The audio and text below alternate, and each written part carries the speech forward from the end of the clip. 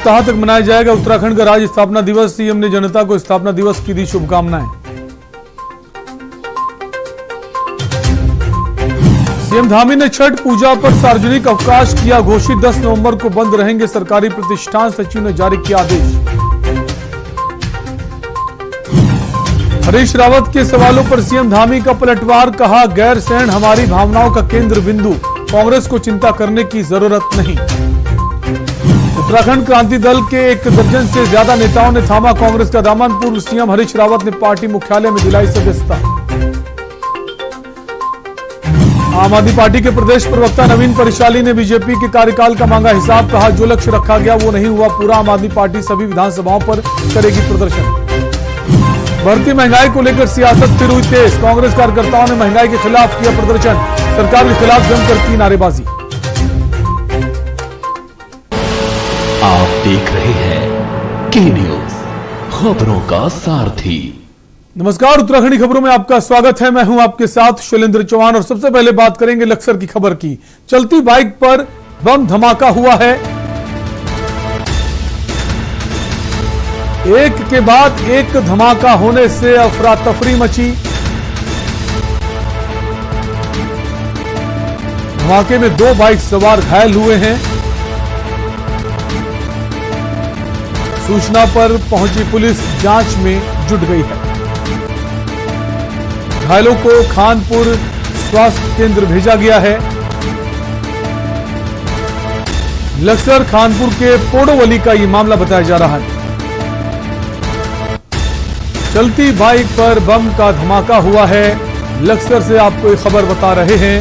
एक के बाद एक धमाका होने से अफरा तफरी का माहौल हो गया। चलती बाइक पर यह बम धमाका हुआ है।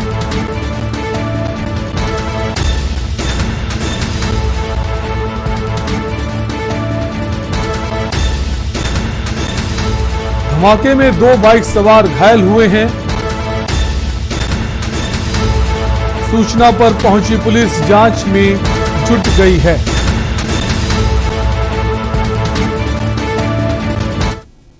और अगली खबर देहरादून से आ रही है। सीएम धामी ने छठ पूजा पर सार्वजनिक अवकाश घोषित किया है। 10 नवंबर को 1 दिन का सार्वजनिक अवकाश घोषित किया गया है। सीएम के निर्देश के बाद शासनादेश जारी किया गया। सचिव विनोद कुमार की ओर से यह आदेश जारी किया गया है। सीएम धामी ने छठ पूजा पर सार्वजनिक अवकाश की घोषणा की है।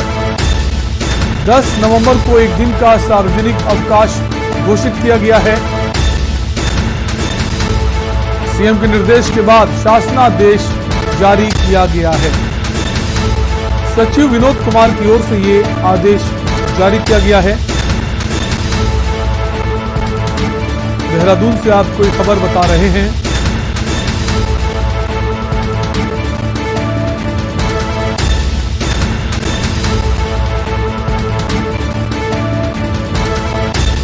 छठ पर्व का अवकाश घोषित किया गया है।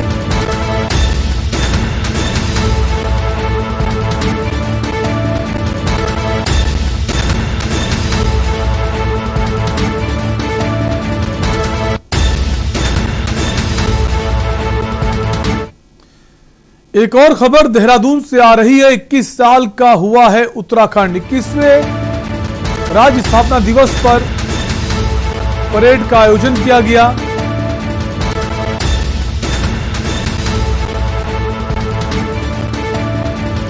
पुलिस लाइन देहरादून में परेड होगी। सीएम और राज्यपाल भी मौजूद रहेंगे। 21 साल का हुआ है उत्तराखंड। 21वें राज्य स्थापना दिवस पर परेड का आयोजन किया गया है। पुलिस लाइन देहरादून में यह परेड होगी। रैतिक परेड का आयोजन किया गया है, जिसमें सीएम और राज्यपाल दोनों ही मौजूद रहेंगे। आपको बता दें, राज्य का 21वां स्थापना दिवस बड़ी धूमधाम के साथ मनाया जा रहा है। उत्तराखंड राज्य अपने 21 साल पूरे कर चुका है। इसको लेकर तमाम सारी तैयारियां उत्तराखंड सरकार की ओर से की गई थी।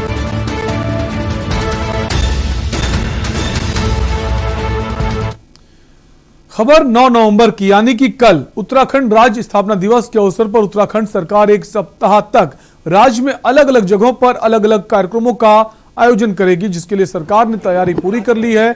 मुख्यमंत्री पुष्कर सिंह धामी ने सभी को उत्तराखंड राज्य स्थापना दिवस की शुभकामनाएं देते हुए कहा है कि इस बार राज्य स्थापना दिवस पूरे एक हफ्ते तक मनाया जाएगा। साथ ही उत्तराखंड में अलग अलग 5 क्षेत्रों में उत्कृष्ट कार्य करने वाले लोगों को सम्मानित भी किया जाएगा।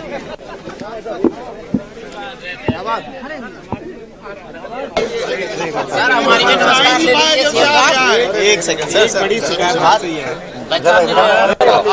सबसे पहले तो मैं आप सभी लोगों को राज्य स्थापना दिवस की बहुत शुभकामनाएं देता हूं। और इस बार हम लोगों ने ये तय किया है कि राज्य स्थापना दिवस पूरे एक सप्ताह तक जो है इसके अलग अलग जगह पर अलग अलग कार्यक्रम आयोजित किए जाएंगे और ग्राम सभा स्तर तक के लोग इस राज्य स्थापना दिवस के अवसर पर इस स्थापना दिवस में सम्मिलित हों, कहीं न कहीं उनका भी इसमें भागीदारी सुनिश्चित हो।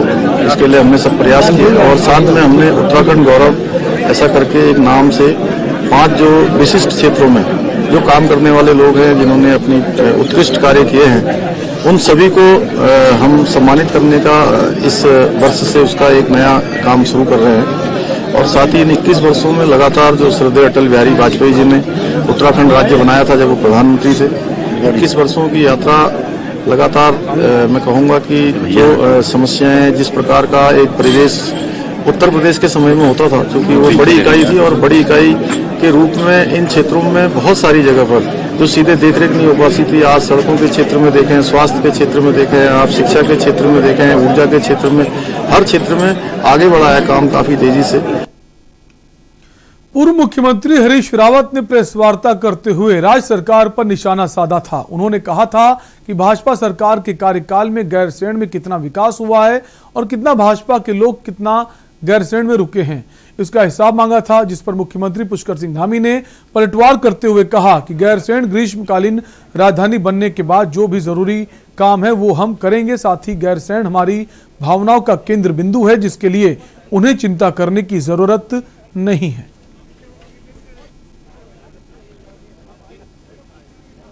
ग्रीष्मकालीन राजधानी बनी है और ग्रीष्मकालीन राजधानी बनी है और ग्रीष्मकालीन राजधानी बनने के बाद उस पर जो भी जरूरी काम होंगे वो काम करेंगे। गैरसैंण के लिए जो जरूरी होगा, गैरसैंण हम सब की एक मैं कहूँ कि संभावनाओं का, हम सब की भावनाओं का केंद्र बिंदु है, उसको लेकर उनको चिंतित होने की आवश्यकता नहीं है। अगर हमने ग्रीष्मकालीन राजधानी बनाई है तो उससे आगे भी हम ही लोग उसको करेंगे। उत्तराखंड में चुनावी साल के बीच कांग्रेस ने उत्तराखंड क्रांति दल को बड़ा झटका दिया है। दरअसल आज कांग्रेस मुख्यालय देहरादून में यूकेडी के 1 दर्जन से ज्यादा नेताओं ने कांग्रेस का दामन थाम लिया है। प्रदेश अध्यक्ष गणेश गोदियाल और पूर्व मुख्यमंत्री हरीश रावत ने सभी नेताओं को पार्टी की सदस्यता ग्रहण कराई। कांग्रेस में शामिल होने के बाद सभी ने कांग्रेस को सत्ता में लाने का संकल्प लिया। वहीं पूर्व सीएम हरीश रावत ने कहा कि यूकेडी नेताओं के कांग्रेस में शामिल होने से कांग्रेस को बड़ी ताकत मिलेगी। इतना ही नहीं, अभी यूकेडी के 400 से ज्यादा नेताओं को भी कांग्रेस में शामिल किया जाएगा। जी भी आ गए हैं, हरीश जी भी आ गए हैं।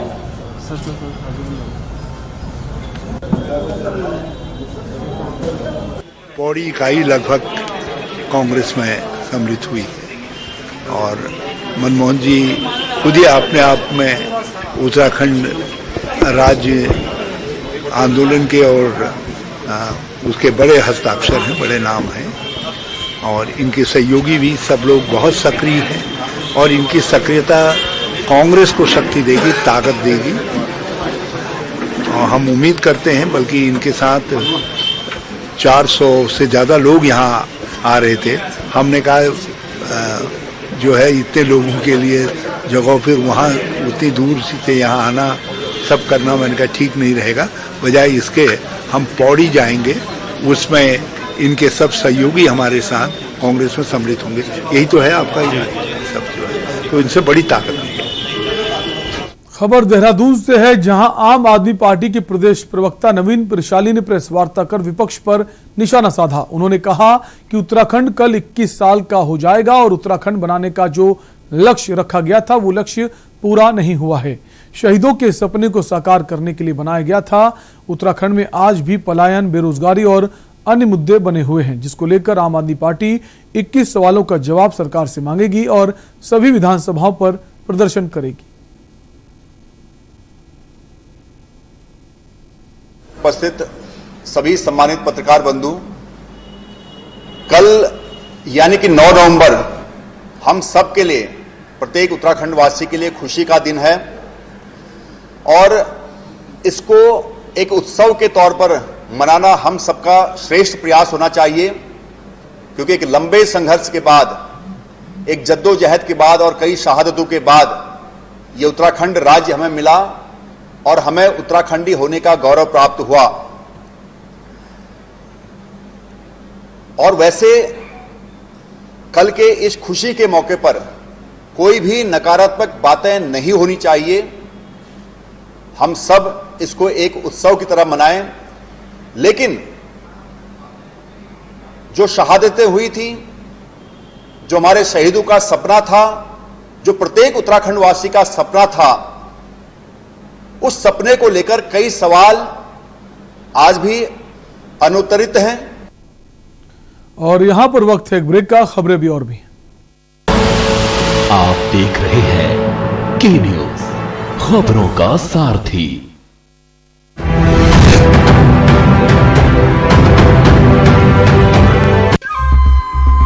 सुपुत्र मेडिटेशन गुरु बेहद नेक और पिताश्री थोड़े रंगीले, थोड़े दिल फेंक। दोनों के अलग हैं रंग, पर दोनों का एक अनोखा स्वाद। कमला पसंद, अनोखा स्वाद। चमकी विकास में अग्रसर सरकार, जनगण मन के हुए सपने अब साकार। उत्तराखंड में लगभग 22 से 24 हजार रिक्त पद और बैकलॉग के साथ समस्त खाली पद सब पर भर्ती प्रक्रिया शुरू हो चुकी है। अब मिलेगा हमें रोजगार का अधिकार। अब आईएएस, पीसीएस, एनडीए और सीडीएस जैसी परीक्षाओं के लिए हम जैसे जरूरतमंद युवाओं को सरकार द्वारा 50,000 रुपए की एकमुश्त वित्तीय सहायता दी जाएगी। समूह का और खा के पदों के लिए आयु सीमा में 1 वर्ष की छूट दी है। और यही नहीं, मार्च 2022 तक भर्ती परीक्षाओं के लिए लिया जाने वाला शुल्क भी धामी जी ने माफ कर दिया है। राज्य के मेडिकल कॉलेजों में इंटर्न डॉक्टर का स्टाइपेंड 7,500 से बढ़ाकर 17,000 करने के बाद हम उत्तराखंड राज्य सरकार का अभिनंदन करते हैं। युवाओं के संग है हम, उत्तराखंड है हम। जुबान के लिए उड़ चला गैरों की जमीन पर, खुशबू अपने पन की ढूंढता। और दूर कितना भी जा, इस जुबान से दूर ना जा पाओगे। रुमर बोलो जुबान केसरी।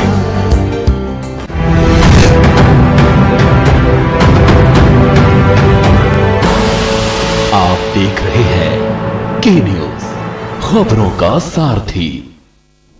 ब्रेक के बाद आपका स्वागत है। खबर देहरादून से है, जहां राज्यभर के स्वास्थ्य कर्मचारियों ने सचिवालय की ओर कूच किया। राष्ट्रीय स्वास्थ्य मिशन के संविदा कर्मचारी काफी लंबे वक्त से अपनी मांगों को लेकर आंदोलन कर रहे हैं, लेकिन उनकी मांगे पूरी ना होने पर वे सड़कों पर उतर आए हैं। के न्यूज ने बातचीत के दौरान राष्ट्रीय स्वास्थ्य मिशन संविदा कर्मचारी बेरोजगार संगठन के अध्यक्ष सुनील भंडारी ने कहा कि कोरोना काल में हम परिवार से दूर रहकर अपनी जान जोखिम में डालकर सेवा करते रहे, लेकिन हमारा ख्याल सरकार ने कभी नहीं रखा।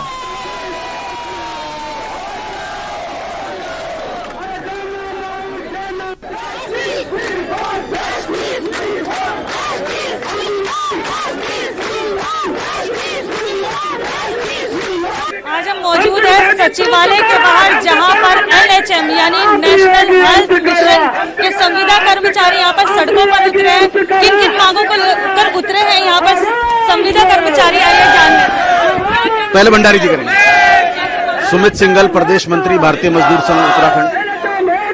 आज आप देख रहे हैं हम भारतीय मजदूर संघ से संबद्ध अपनी एनएचएम संविदा संगठन की यूनियन है। हम सब कर्मचारी काफी लंबे समय से अपनी मांगों को लेकर संघर्ष कर रहे हैं। पहले भी हमने संघर्ष करा, अभी तक हमें न्याय नहीं मिला।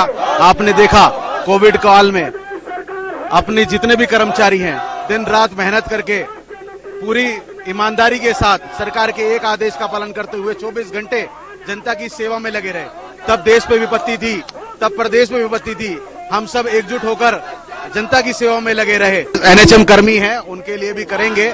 इसी के लिए हमने भी लगातार इसीलिए संघर्ष कर रहे हैं क्योंकि वो अच्छी तरीके से यहाँ पर इसको उठा रहे हैं मामले को। तो मुझे लगता है कि होंगी हमारी मांगे पूरी, बस थोड़ा एक जताना है, उसके लिए आज हम अपना संघर्ष कर रहे हैं। चलिए और भी लोगों से जुड़ने की कोशिश करते हैं। सर, पहले तो फूल बरसाए, पहले तो कोरोना वॉरियर्स पर फूल बरसाए और आज सड़कों पर उतरना पड़ा। किस तरह से किन-किन मांगों को लेकर? देखिए, सरकार हमें नाम मात्र का कोरोना वॉरियर समझती है, जबकि 90% कार्य जो है राष्ट्रीय स्वास्थ्य मिशन कर्मचारियों ने किया है। कोविड में महामारी में हमारे बहुत सारे लोग शहीद भी हुए हैं, बहुत सारे लोगों को कोरोना पॉजिटिव भी हुए हैं। हमने अपनी जान जोखिम में डाल के हम लोग रात दिन घर नहीं गए। अपने परिवार को यही डर बना रहता था कि अपने परिवार में जाके कोई पॉजिटिव ना हो जाए। हमारे परिवार के सदस्य भी पॉजिटिव हुए, सरकार ने हमारे लिए कुछ नहीं किया। आज मेरा माननीय मुख्यमंत्री जी से, हमारे माननीय धामी जी से अनुरोध है कि वो हमसे वार्ता करें। हमारा उन पर अटूट विश्वास है, उनके दरबार से कोई खाली नहीं गया है। मेरा अनुरोध रहेगा उनसे कि आप हमारी जो महत्वपूर्ण मांगे हैं, हरियाणा राज्य की तर्ज पर वेतनमान देने की, आउटसोर्स खत्म करने की, इन दोनों मांगों को अविलंब स्वीकार करें। लेकिन हालांकि यहाँ पर जो सीएम धामी है उनसे काफी ज्यादा उम्मीद लगाई जा रही है, क्योंकि लगातार वो आंगनबाड़ी कार्यकर्ता हो या आशा कार्यकर्ता हो, सभी के लिए नई नई योजनाएं ला रहे हैं। तो इनको भी उम्मीद है कि सीएम धामी इनके लिए कुछ करेंगे। अब देखना ये होगा कि सीएम धामी इनके मामले में क्या करते हैं। कैमरा पर्सन आशु के साथ मैं हिना आजमी, के न्यूज़ देहरादून। खबर श्रीनगर गढ़वाल से है, जहां बढ़ती महंगाई, रसोई गैस, पेट्रोल व डीजल के दामों में हो रही वृद्धि के विरोध में कांग्रेसियों ने श्रीनगर में प्रदर्शन किया। श्रीनगर पेट्रोल पंप पहुंचे कांग्रेस कार्यकर्ताओं ने प्रदर्शन करते हुए केंद्र सरकार पर जमकर आरोप लगाए। नेशनल हाईवे स्थित पेट्रोल पंप पर कांग्रेस कार्यकर्ता नारे लिखे पोस्टर्स और पार्टी के झंडे के साथ पहुंचे, जहां नारेबाजी करते हुए केंद्र की भाजपा सरकार के खिलाफ धरना प्रदर्शन किया। कार्यकर्ताओं ने कहा कि महंगाई और बढ़ते पेट्रोल डीजल के दाम पर सरकार का कोई अंकुश नहीं होने के कारण आम नागरिक और गरीब व्यक्ति भी इस परेशानी से त्रस्त है। हाथ ऊपर रखो ना सब।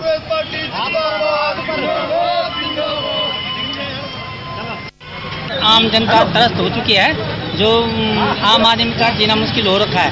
ये गैस जो है कि आम आदमी के लिए इन्होंने, सरकार ने जो गैस एक तरफ दी, ना सब्सिडी दे रहे हैं ना कुछ करें। तेल के दाम बहुत आसमान छू रहे हैं, सब्जियां कितनी महंगी हो चुकी हैं।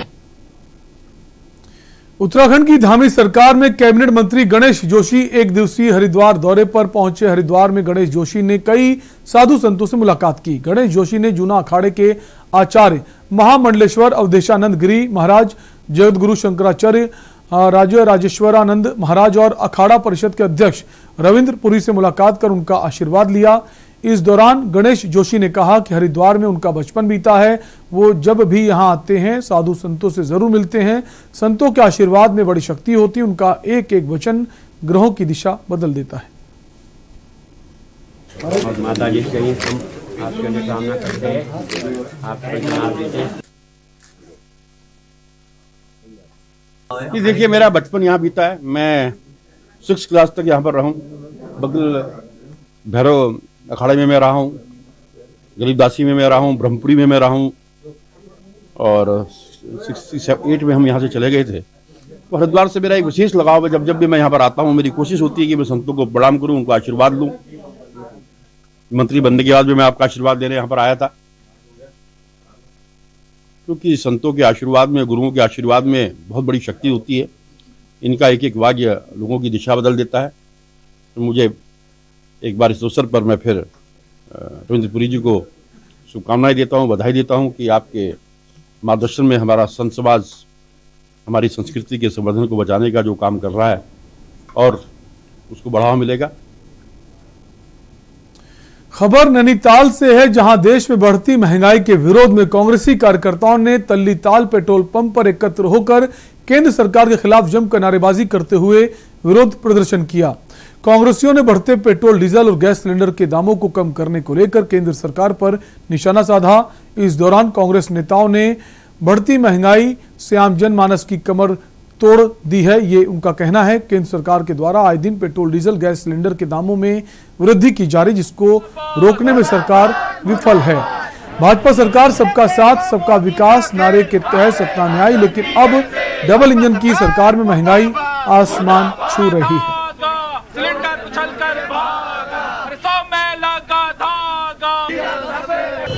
मोदी जी ने जिस तरह से महंगाई को बढ़ा दिया है, केंद्र सरकार ना पेट्रोल डीजल के दाम कम कर रही है, ना रसोई गैस के दाम कर रही है। खाने का तेल आप देखिए कितना महंगा हो गया है, सब्जियों के दाम देखिए, दालों के दाम देखिए। महिलाओं को अपना घर चलाना मुश्किल हो गया है। ये चुनावी स्टंट माना जाएगा बिल्कुल, अगर कम करते। जिस तरह से जिस समय हमारी सरकार थी उन्होंने 50-60 रुपया कम किया था, तो हम मोदी जी से भी कहते हैं कि 85 रुपया कम कर देते आप, जिससे कि एक राहत मिलती, जनता को राहत मिलती और जनता कहती कि हाँ आपने महंगाई पे कंट्रोल किया है। तो ना डीजल में, पेट्रोल में कम किया है, डीजल तस के तस है। खाने का आप तेल देख लीजिए, सरसों हमारा, तो महिलाएं सोच रही हैं कि हम सब्जी छौंकें या हम लोग दिया जलाएं, हम लोग, क्योंकि पहाड़ की औरतें सर में भी तेल डालती हैं हमारा। पर वक्त है एक ब्रेक का, जल्द हाजिर होंगे। आप देख रहे हैं के न्यूज, खबरों का सारथी।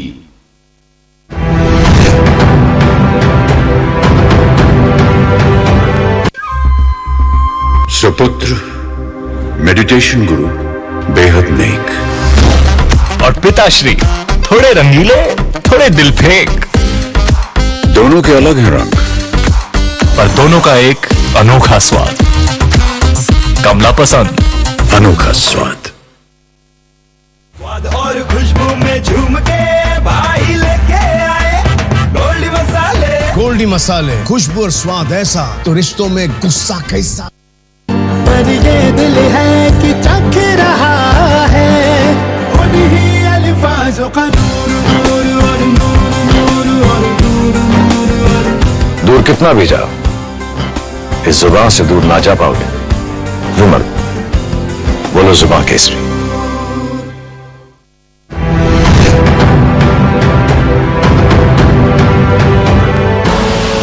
आप देख रहे हैं के न्यूज, खबरों का सारथी। ब्रेक के बाद एक बार फिर आपका स्वागत है। खबर श्रीनगर से है, जहां प्रदेश के उच्च शिक्षा सहकारिता प्रोटोकॉल मंत्री डॉक्टर धन सिंह रावत ने 3.5 करोड़ की लागत से बनने वाले शारदानाथ घाट का शिलान्यास किया। श्रीनगर में बनने जा रहे इस घाट को नमामि गंगे के तहत बनाया जाएगा। इस दौरान मंत्री धन सिंह रावत ने कहा कि बनारस व हरिद्वार में बने घाटों की तर्ज पर इस घाट का निर्माण किया जाएगा। उन्होंने कहा कि 2013 की आपदा में शारदानाथ घाट पूरी तरह क्षतिग्रस्त हो गया था, जिसके बाद से ही स्थानीय लोगों की इसके पुनर्निर्माण के लिए मांग उठती रही है। उन्होंने बताया कि भविष्य में श्रीनगर वासियों को 10,000 लीटर मुफ्त पानी को बढ़ाकर 20,000 लीटर किया जाएगा। बड़े भाई मुकेश चमोली जी भी यहाँ पर आपका भी स्वागत, अभिनंदन। कपुरान जी यहाँ पर। पहले तो मैं अपने देश के प्रधानमंत्री जी का बहुत आभार व्यक्त करना चाहता हूँ कि 3.5 करोड़ रुपए की लागत से ये शारदानाथ घाट बनेगा और बहुत स्मार्ट ये घाट बनेगा, बहुत सुंदर बनेगा। जो मुझे गंगा सभा के लोगों ने कहा है उसके अनुरूप हम इसको बना रहे हैं। और मैं कह सकता हूँ कि हरिद्वार में जो हम गंगा आरती करते हैं, जो ऋषिकेश में करते हैं, जो हम बनारस में करते हैं, वैसे जो है गंगा आरती श्रीनगर में होती थी, लेकिन 2013 की आपदा से पूरा घाट बह गया था। खबर बेरीनाग से है, जहां 20 अक्टूबर को हरिद्वार के माया देवी मंदिर से शुरू हुई पवित्र छड़ी यात्रा चारों धामों और विभिन्न मंदिर मठों से होते हुए बेरीनाग और गंगोली हाट और पताल भुवनेश्वर में पहुंची। यहां पहुंचने पर महामंडलेश्वर स्वामी ने पुष्प वर्षा के साथ छड़ी यात्रा का जोरदार स्वागत किया। महामंडलेश्वर स्वामी वीरेंद्रानंद ने छड़ी की पूजा अर्चना की और छड़ी यात्रा में सभापति प्रेमगिरी को यात्रा के बारे में जानकारी दी। महामंडलेश्वर स्वामी वीरेंद्रानंद ने कहा कि 1100 वर्ष पुरानी परंपरा को पुनर्जीवित करने के लिए वर्ष 2019 में छड़ी यात्रा का शुभारंभ किया गया था। भाई रोने लगा, आंखों से आंसू आ गए, बोले आप क्यों रो रहे छोटा। एक बस गई तो दूसरी बस आई, एक बस गई तो उसी को लोग मानना चाहिए, तब तो भारत में रहना उचित है। अन्यथा उस समय यहाँ बौद्ध लोग बहुत आ गए थे, उनको भगवान शंकराचार्य ने परास्त करके कहीं लंका, तिब्बत, मलाया भेजो। भारत में केवल मात्र सनातन धर्म का ही शंकराचार्य जी ने प्रचार प्रसार किया था और 32 साल की अवस्था में केदारनाथ में विलीन हो गए। तो इस छड़ी के माध्यम से यही हमारा उत्तराखंड खुशहाल हो, उत्तराखंड की जनता जो है सुख समृद्धि को प्राप्त हो। संगठन जूना अखाड़ा, एक जूना अखाड़ा का प्रतिनिधि एक महामंडलेश्वर के रूप में मुझे बनाया गया, तो मैं सबसे पहले अपने जूना अखाड़े के सभी संतों को ओम नमो नारायण करता हूं और साथ ही आप सबके चैनलों को जिसके माध्यम से आप छड़ी यात्रा का संदेश पूरे भारत में देना चाह रहे हैं, उसके लिए आप सबको साधुवाद। खबर लक्सर से है, जहां खानपुर के ब्रह्मपुर गांव में उस समय अफरा तफरी मच गई जब तमंचों से लैस 10-12 दबंगों ने एक युवक को पहले जान से मारने की धमकी दी, फिर ताबड़तोड़ फायरिंग शुरू कर दी। फायरिंग से कोल्हू संचालक और मजदूरों में हड़कंप मच गया। अचानक हुई इस वारदात से क्षेत्र में डर का माहौल बना हुआ है। फिलहाल पुलिस मामले की छानबीन में जुटी हुई है। भाजपा के प्रदेश उपाध्यक्ष व एमएलसी अरविंद शर्मा का प्रथम बार आगरा आगमन 10 नवंबर को हो रहा है। एक निजी होटल में आयोजित पत्रकार वार्ता के दौरान पूर्व ब्लॉक प्रमुख पिनाहट और भाजपा नेता सुग्रीव सिंह चौहान ने बताया कि प्रदेश में भाजपा को मजबूत करने और मिशन यूपी को फतेह करने के लिए प्रदेश उपाध्यक्ष अरविंद शर्मा आगरा प्रवास पर रहेंगे। सर्वप्रथम वे बाबा बटेश्वर नाथ के दर्शन पूजा अर्चना कर 2022 में भाजपा की प्रचंड जीत की मंगल कामना करेंगे।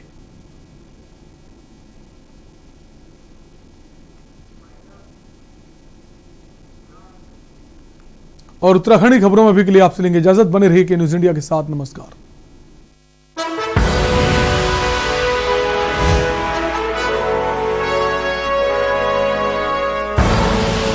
आप देख रहे